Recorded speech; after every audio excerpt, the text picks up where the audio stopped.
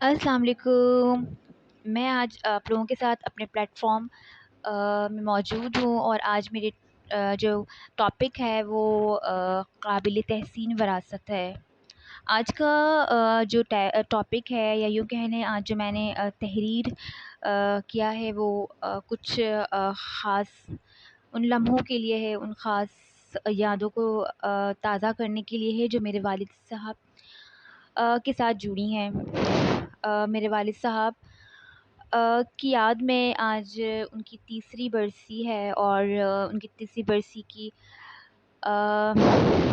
برسی کے موقع پر میں نے ان کے لیے کچھ تحریر کیا ہے، اور اپنے تحریر کے ذریعے آپ لوگوں تک ان کی زندگی کے کچھ ان کے جو لمحات ہیں ان کو آپ لوگوں تک پہنچانا چاہتی ہوں۔ چلتے ہیں ہم اپنی تحریر کی جانب۔ میرے والد صاحب سیدھے سادے دیندار آدمی تھے۔ معمولی سی آمدنی پر بھی گزارا کر لیا کرتے تھے۔ وہ 70 سال کی عمر میں 7 بیٹیوں کو چھوڑ کر اس دنیا سے رخصت ہوئے۔ انہوں نے کوئی قابل ذکر جائیداد تو نہ چھوڑی ان 7 بیٹیوں کے لیے۔ ہاں، ان 7 بیٹیوں میں سے 4 کی شادی اپنے ہاتھوں سے ضرور کروائی۔ 5ویں کی شادی کے عین موقع پر ہی وہ اس دنیا سے کوچ کر گئے۔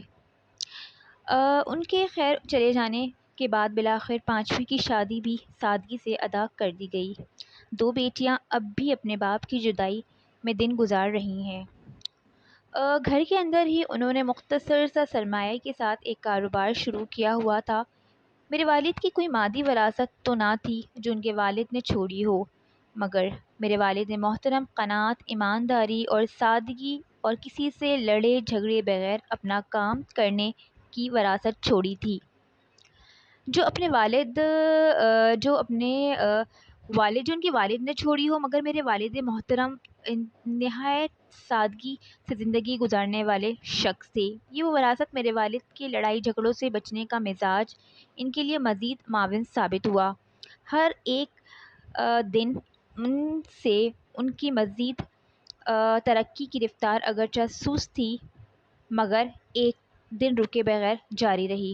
میرے والد کا کاروبار اگرچہ معمولی سا تھا، مگر ان کی شرافت، بے غرض محبت، ایمانداری، محنت اور محبت سے ان کو اپنے ماحول میں اتنی عزت دے رکھی تھی جیسے کہ وہ اپنی حیثیت کے بڑے آدمی ہوں۔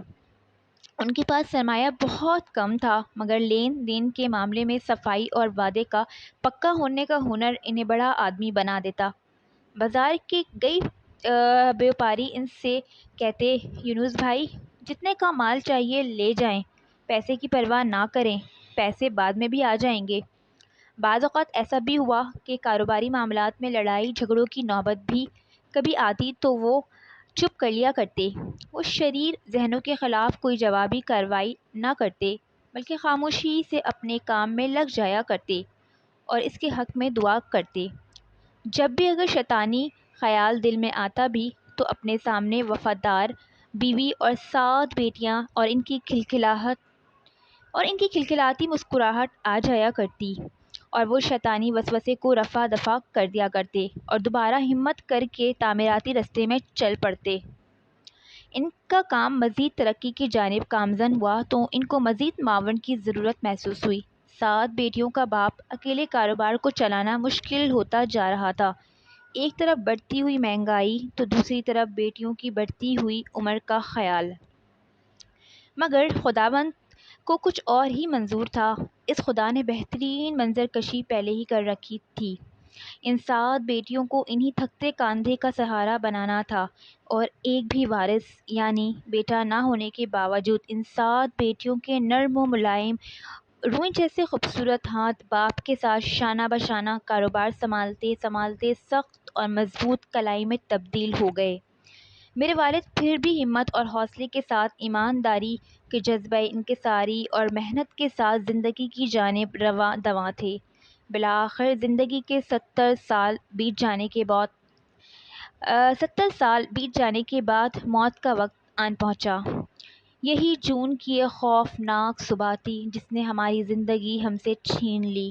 ہاں یہ سچ ہے، کوئی گاڑی، بنگلہ، زمین، سونا، چاندی تو وراثت میں دے نہ سکے۔ اکثر باپ یہ سمجھتے ہیں کہ اپنی اولاد کے لیے سب سے بڑی وراثت یہ ہے کہ وہ ان کے لیے مال اور جائیداد کو چھوڑ کر اس دنیا سے جائیں، مگر حقیقت یہ ہے کہ سب سے زیادہ خوش نصیب اولاد وہ ہے جس کے باپ نے اس کے لیے بااصول زندگی کی وراثت چھوڑی ہو۔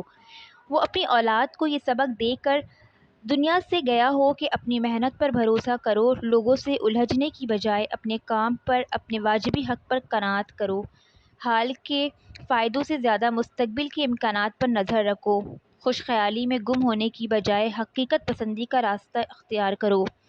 مادی اشیاء سے زیادہ بڑی چیز اخلاق کی وراثت ہے، مگر بہت کم باپ ہیں جو اس حقیقت کو جانتے ہیں۔ خداوند کریم سے دعا ہے کہ میرے والد محترم جیسے والد سب کو عطا کریں۔ ان کے اس دنیا سے چلے جانے کے بعد بھی ان کی چھوڑی ہوئی وراثت سے ہمیں فیض مل رہا ہے اور آنے والی نسلوں تک ملتا رہے گا۔ قابل تحسین ہے میرے والد محترم جنہوں نے قابل تحسین وراثت چھوڑی ہے۔